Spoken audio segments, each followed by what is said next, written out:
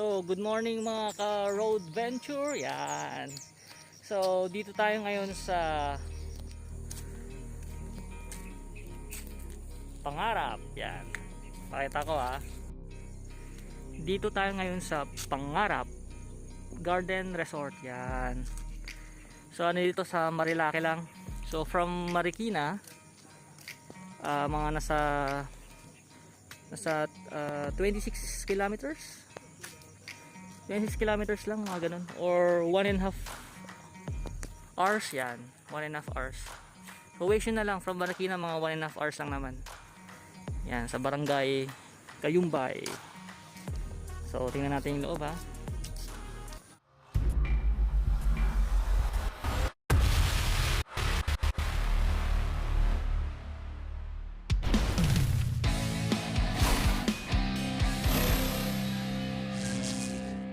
So sa parkingan, malaki-laki naman yung parkingan. So ngayon, maraming mga riders natin nandito, yan oh. So mga nakita ko, mga nag-overnight sila, yan. Nagka-camping sila. So yung entrance dito ay 100 per head, tapos yung kubo ay 400. So merong bilihan ng uling 30. Ayan, 6 liters 90. Ayan, so yan yung mga yan mura lang, 100 per head, 400 sa cottage. May mga kubo-kubo na ganyan, no. Tapos yun, pwede kayong magdala ng tent nyo kung gusto nyo yung ganyan. Tapos may cold spring din sa baba, yung pool nila. So ito yung ito yung parkingan nila, yan. Ayan, ito yung view nyo, yan, no. So ano to, sa unahan nito yung Lambingan Hills. Yan, yung Lambingan Hills. Tapos sa kabilang side nito, Lambingan Hills yan. Kasi ito pa right side to eh. So kapag right side kayo, ito yon yung Pangarap Garden Resort. Kapag left side, Lambingan Hills. So kapag yung diniretso niyo yung daan na yon, Dream Ridge. Yan. Yan, Dream Ridge. Ganito rin yung mga view nun. Pero yung sa Dream Ridge na yon, may ilog yon. So ito yung nila yan. Yan. So sa Dream Ridge, kung di ako magkakamali, parang private resort yun. 18,000 per night. I mean overnight. Yan. So yan o. Yan. So yan o. Ngayon na sila. Tsaka malamig. Anong oras na ba? Mga siguro 7:30. Yan ang lamig dito. Yan. Pwede kayo magdala ng hammock. Yan, sabit nyo lang dyan sa puno. Puno ng mangga. Yan. Pwedeng ganyan-ganyan lang. Ayan o, mga trip yung mga nature lover dyan. Yan. Ayan, yan lang o. Yan, depende yung mga kubo-kubo nila. So doon kami sa baba. Medyo malapit sa pool. So silipin natin. Ikot po muna kayo. Ayan o. Ito maganda talaga pwesto yun dito. Medyo patag yun o.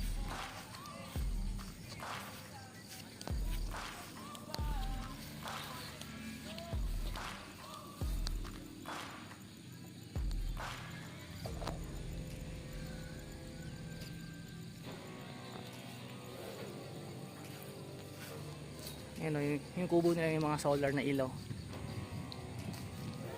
Yung sarap po, fresh air. So kung sawa na kayo sa city, ayan, dito lang kayo pumunta o. Mag-relax, mag-inuman. O ayan o. O ayan sila o, ayan o.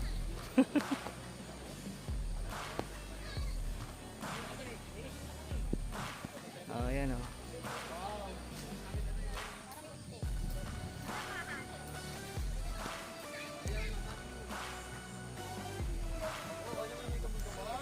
So ayan yung palibot. So tingnan natin yung pool. Ito na yung pool eh oh.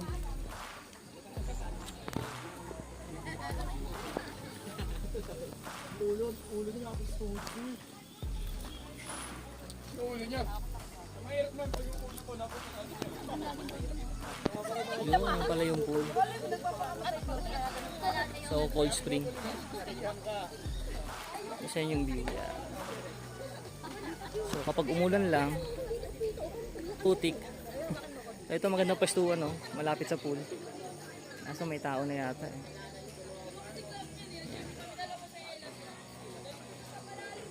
Meron pala dun sa kabila, oh. Layo-layo nga lang dun sa kabila. Tatawid ka pa dun. Dalawa pala yung pool. Adult pa ka bata. So pang adult pala yata to sa baba. Dalawa pala yung pool. Yung sa taas na yun at saka ito. Tingnan natin.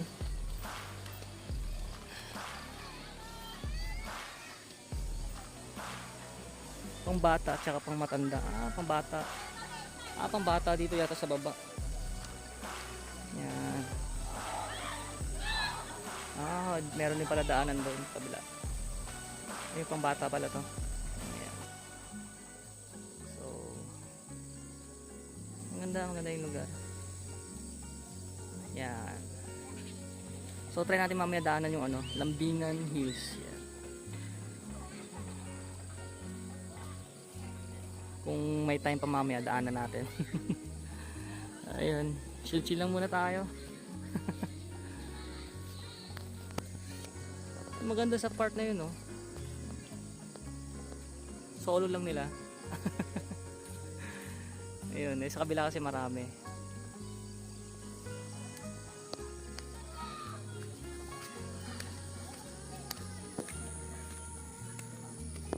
O, yung mga gwapo nagkakape na, oh.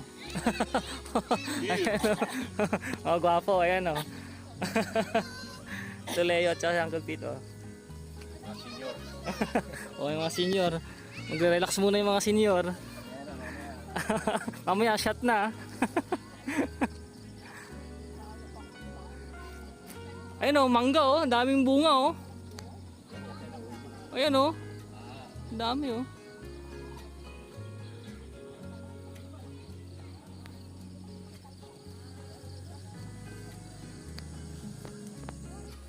So tingnan nyo, dito sa part naman na to, tingnan natin. So yun, oh, mga bote ng alak, oh. Red Horse.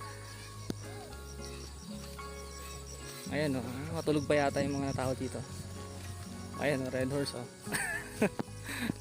Puro long neck yung nila eh. Dala eh. Oh, ayan, oh. Ganda rin pastuhan pala dito, talagang nature, camping, oh.